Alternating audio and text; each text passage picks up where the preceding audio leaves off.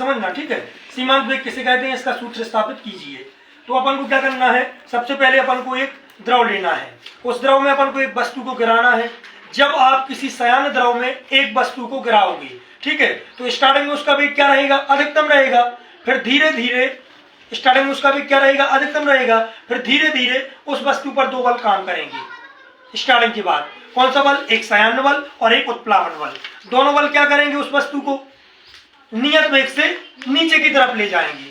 पहले तो उसका वेग, जब आप किसी वस्तु को एक द्रव में गिराओगे तो स्टार्टिंग में तो उसका वेग क्या रहेगा, अधिकतम रहेगा। पर सयान बल और उत्प्लावन बल के कारण वह वस्तु नियत वेग से नीचे गिर जाएगी, ठीक है। इस वेग को हम क्या कहेंगे, जो आपका उत्प्लावन वेग और सयान बल के कारण जो वस्तु एक नियत वेग से नीचे गई है, उस वेग को हम क्या कहते हैं, सीमांत वेग। आई बात समझ में, सीमांत वेग बन जाएगा, ठीक है। एक बार और सुन लो, जब कोई वस्तु सयान द्रव में गिरती है तो उसका प्रारंभिक वेग बढ़ता है, किंतु कुछ समय पश्चात उत्प्लावन बल और सयान बल के कारण वस्तु एक नियत वेग से गिरने लगती है। और इस नियत वेग को हम क्या कहते हैं, इस नियत वेग को ही हम क्या कहते हैं, सयान बल, सॉरी सीमांत वेग। क्या कहते हैं, सीमांत वेग। अब हमें क्या करनी है, सूत्र की स्थापना करनी है, ठीक है। माना एक सूक्ष्म गोलाकार वस्तु जिसकी त्रिज्या हमने क्या ले ली, ए ले ली, ठीक है। एक सूक्ष्म गोलाकार वस्तु है जिसकी त्रिज्या हमने क्या ले ली, ए ले ली, ठीक है। पदार्थ का सयानता गुणांक हमने क्या ले लिया, कैसे दर्शाते हैं सयानता गुणांक को, ईटा से। तो पदार्थ का सयानता गुणांक क्या है, ईटा, तथा पदार्थ का घनत्व क्या है, डी, और द्रव का घनत्व क्या है, सिग्मा, ठीक है। तो हमें डी घनत्व वाले पदार्थ को या ठोस को हमें सिग्मा घनत्व वाले द्रव में क्या करना है, गिराना है, ठीक है। तो जब हम उस वस्तु को गिराएंगे तो वो गुरुत्व के अधीन रहेगी, ठीक है। उस पर गुरुत्वीय त्वरण काम करेगा और वो धीरे धीरे क्या होगी, नीचे गिरेगी, क्योंकि उसके वेग में लगातार परिवर्तन होगा, तो वो गुरुत्वीय त्वरण कहलाएगा। तो गुरुत्वीय त्वरण के अधीन होकर वो नीचे गिर जाएगी, ठीक है। अब इसके बाद में जब वो गुरुत्व के अधीन होकर स्वतंत्रता पूर्वक नीचे गिरेगी तो उस पर निम्नलिखित बल कार्य करेंगे। कौन कौन सा बल कार्य करेंगे, नंबर पहला, वस्तु का भार, ठीक है। वस्तु का भार काय के बराबर होता है, बल के बराबर, और बल F बराबर क्या होता है, M × A, ठीक है। बल M बराबर क्या होता है, M × A। तो वस्तु का भार क्या आएगा, यहाँ पे वस्तु का भार आएगा M × A। वस्तु का भार क्या आएगा, M × A, मतलब द्रव्यमान गुणित A।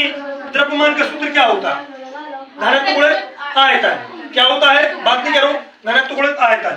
द्रव्यमान का सूत्र क्या होता है, घनत्व गुणित आयतन, या आयतन गुणित घनत्व गुणित आयतन, घनत्व गुणित आयतन, घनत्व गुणित आयतन गुणित ए की वैल्यू क्या है, यहाँ पे रेखीय वेग तो है नहीं है, सॉरी रेखीय त्वरण तो है नहीं है, कौन सा त्वरण है, गुरुत्वीय त्वरण। तो यहाँ पे क्या आ जाएगा, जी। अब अपन ने ठोस का घनत्व क्या लिया, ठोस का घनत्व हमने डी लिया, तो घनत्व हम डी लिख देंगे, ठीक है। और मल्टीप्लाई बाय आयतन का सूत्र क्या होता है, 4/3 पाई आर घन, और आर की जगह हमने क्या लिया है, ए, त्रिज्या हमने ए ली, तो यहाँ पे क्या आ जाएगा, ए घन, और यहाँ पे क्या आएगा, N2 में जी आएगा। ये आपका पहला बल निकाल लिया अपन ने, ठीक है। अब इसके बाद में दूसरा बल कौन सा था, दूसरा बल बोलो जरा, उत्प्लावन बल। दूसरा बल कौन सा था, उत्प्लावन बल, ठीक है। उत्प्लावन बल क्या है अपना, वही बल है M × A। M मतलब घनत्व गुणित आयतन, तो यहाँ पे क्या आएगा, घनत्व गुणित आयतन गुणित गुरुत्वीय त्वरण। चलो भाई, घनत्व अपन ने क्या लिया, अब ये पानी का घनत्व लेना है अपन को, द्रव का घनत्व अपन ने क्या लिया, सिग्मा। आयतन क्या है अपना, 4/3 पाई ए घन और गुणित गुरुत्वीय त्वरण। ये अपना दूसरा बल निकल के आ गया। तीसरा बल कौन सा था अपना, तीसरा बल कौन सा था अपना, सयान बल। नंबर तीसरा सयान बल क्या था अपना, सयान बल का अपन ने फॉर्मूला क्या निकाला, 6 पाई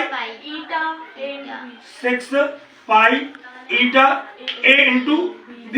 ये आपका क्वेश्चन नंबर 3 हो गया, ये आपका सेकंड था और ये आपका क्या था, फर्स्ट था, ठीक है। 3 क्वेश्चन हो गई। अब अपन क्या करेंगे, अब अपन करेंगे ऊपर की ओर लगने वाला बल इज इक्वल टू नीचे की ओर लगने वाले बल के, मतलब ऊपर की ओर जो बल लगेगा बैलेंसिंग कंडीशन में, ठीक है। ऊपर की ओर लगने वाला बल इज इक्वल टू नीचे की ओर लगने वाले बल। तो ऊपर की ओर लगने वाला बल कौन सा है, भार, तो W बराबर भार बराबर क्या आएगा, ऊपर की ओर लगने वाला बल भार, भार बराबर मतलब इसको अपन ऐसा लिख सकते हैं 4/3 पाई a घन इंटू d इंटू जी, ऊपर की ओर लगने वाला बल बराबर नीचे की ओर लगने वाले बल दोनों।